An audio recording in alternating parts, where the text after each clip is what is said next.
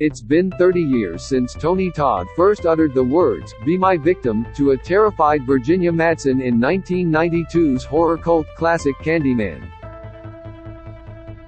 Based on Clive Barker's 1985 short story and brought to the screen by writer-director Bernard Rose, the supernatural slasher garnered 3 sequels, including Jordan Peele's 2021 installment, and was a hit with critics and audiences alike, especially within the black community.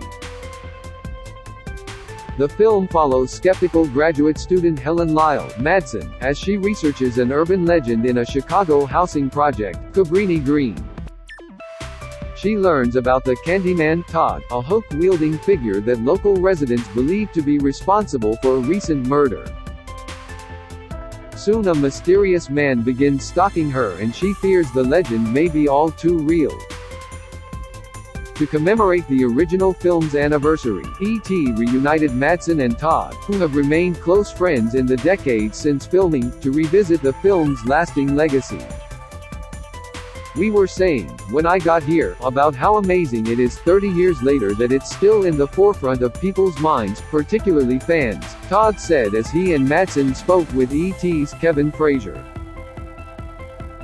"It's a classic scary tale told by the fireside, and we knew that it was that way when we were first making it, so it wasn't surprising that it kept living on and on and on," Madsen noted.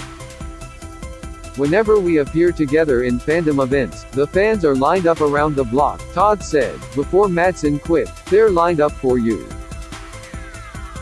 Todd has played the titular character in every Candyman adaptation, and his frightening yet seductive performance has had fans hooked since the moment he first appeared on the screen. Surprisingly, it's not until 40 minutes into the first one, after Helen recites Candyman 5 times in the mirror, a part of the myth that's been effectively recreated in every film since. "I get so many stories at autograph tables about people doing challenges and mirrors and stuff," Todd recounted, referring to the film's folklore that results in him appearing in the mirror behind you. "That's what keeps the film alive because it gets passed generationally."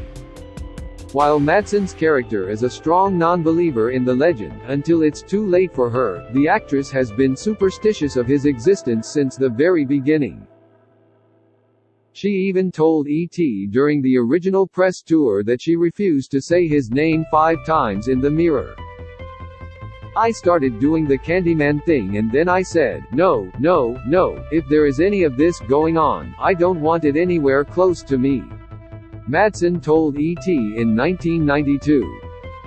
In 2022, not much has changed for the actress, with Madsen telling E.T. now, "I have never said it 5 times in the mirror, even in the movie, just in case." But what is scarier than the myth himself? The bees. In fact, 200,000 of them were used for the film's most infamous scene, when a swarm of bees fall out of Candyman's mouth as he leans down to kiss Helen. Unlike CGI-heavy movies of today, the scene was completed with practical effects. The bees were the worst nemesis, Todd was quick to note, before Madsen asked, "You got stung how many times?" "I had a great lawyer at the time and we got paid," Todd pointed out. The actor had a clause that earned him an estimated $1,000 per bee sting. "So I didn't mind it, I am going like, bring it on."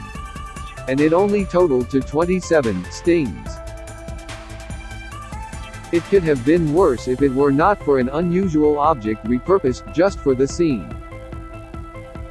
We had a dental dam so they couldn't go further down my mouth," Todd revealed. The bees had their own trailer.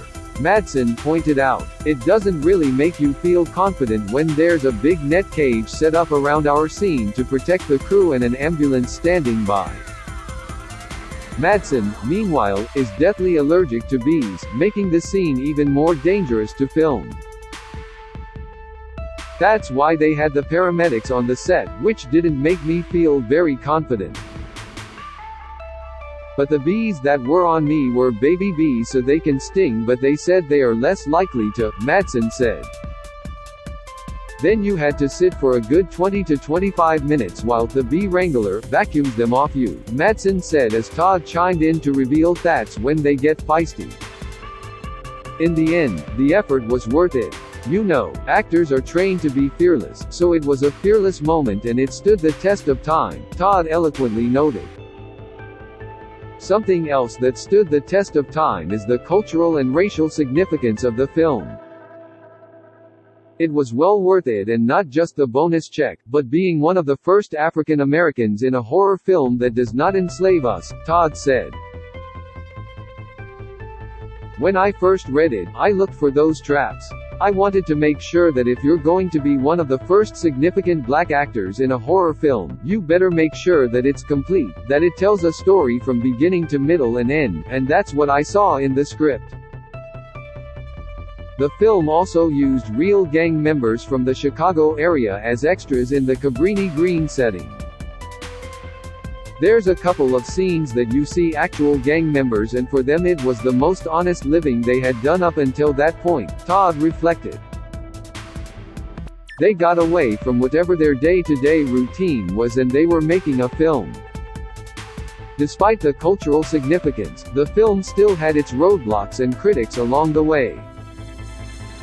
Todd and Madsen both recounted a scene that never saw the light of day involving their characters dancing a beautiful waltz. The studio cut that out because they felt that it was too intimate at that point, Todd noted. I think we both felt that was like the most beautiful thing we did because the thing about Candyman is he's a poet and a painter and an artist, he's so romantic, Madsen shared. Because of our chemistry, the more that became apparent, the less they wanted of it, and yeah, it makes me mad. One day, maybe it'll show up in the reprint, Todd remarked, adding that he knows the footage exists somewhere. Fortunately, the Candyman franchise is more alive than ever following Peele's sequel, also titled Candyman, which heavily leaned into its racial themes. Starring Yahya Abdul-Mateen II, Tiona Paris and Coleman Domingo, it was directed by Nia Da Costa, making her the first black female director to debut a film in the #1 spot at the box office.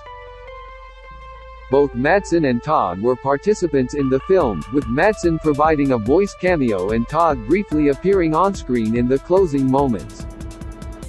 I got the phone call from Jordan and he explained to me what was going on, and it was one of the most cheeriest phone calls I ever had in my life because I knew that he cared, Todd shared, while Madsen added, they gave a lot of respect to both of us. Plans for another Candyman film have started, but the question remains if Todd will return again. Noting it is all just whispers right now, Todd said, we shall see, it all depends on the set of circumstances. It seems hard to imagine a Candyman film without Todd participating in some form, but regardless, the original continues to live on forever for fans. I am proud of the film, I am glad to have been a part of it, it's part of my legacy and I've been working non-stop for 30 years. It's a good thing, a great